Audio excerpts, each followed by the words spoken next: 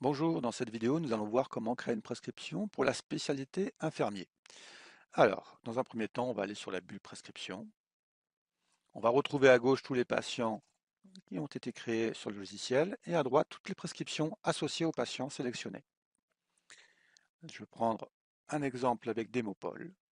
Donc je vois qu'il n'y a pas de prescription encore pour lui saisi. En bas, j'ai un menu qui va me permettre d'ajouter, de modifier et de supprimer une prescription, éventuellement de la renouveler. Je vais cliquer sur Ajouter qui va me permettre de la créer. Voilà, j'arrive sur le tableau de la saisie de la prescription. Je vais devoir saisir dans un premier temps le médecin qui a prescrit l'ordonnance, la date de l'ordonnance, puis c'est tout pour cette partie-là. Je vais basculer sur la partie de droite. Je vais devoir indiquer comment le patient est pris en charge, dans quel cadre. Est-ce que c'est dans le cadre de sa maladie, de sa maternité, de son accident de travail? Puis son code d'exonération. Si c'est un patient en ALD, je vais choisir le code 4. Et bien sûr le tiers payant qui permet de déterminer qui va régler l'infirmière. Là, dans l'exemple, nous pratiquons le tiers payant sur la partie obligatoire. Et vu que le patient est en ALD, c'est la totalité qui sera prise en charge.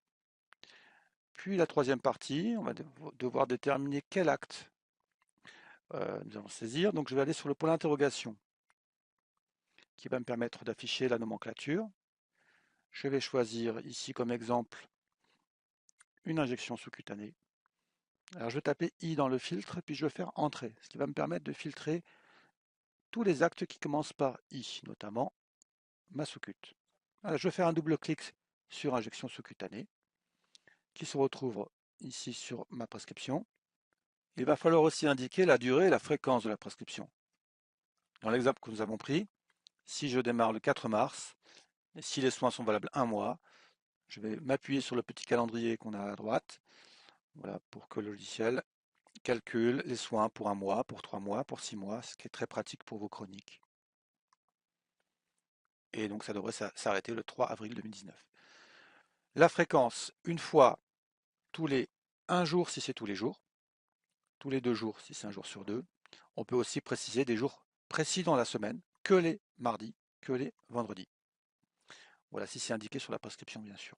Bon, je prends un cas assez classique, une fois tous les jours. À domicile, par défaut. Dimanche férié compris, aussi, par défaut.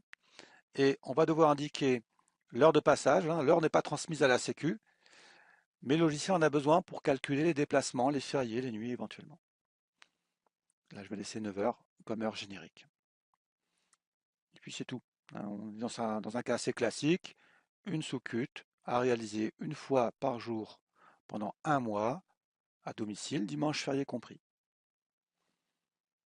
Je vais cliquer OK pour enregistrer cette prescription. Détail important, ici nous ne nous facturons pas. Nous nous contentons uniquement de saisir le contenu de la prescription dans sa globalité. Si la prescription est valable 3 mois ou 6 mois, ce sont les dates qu'il va falloir indiquer.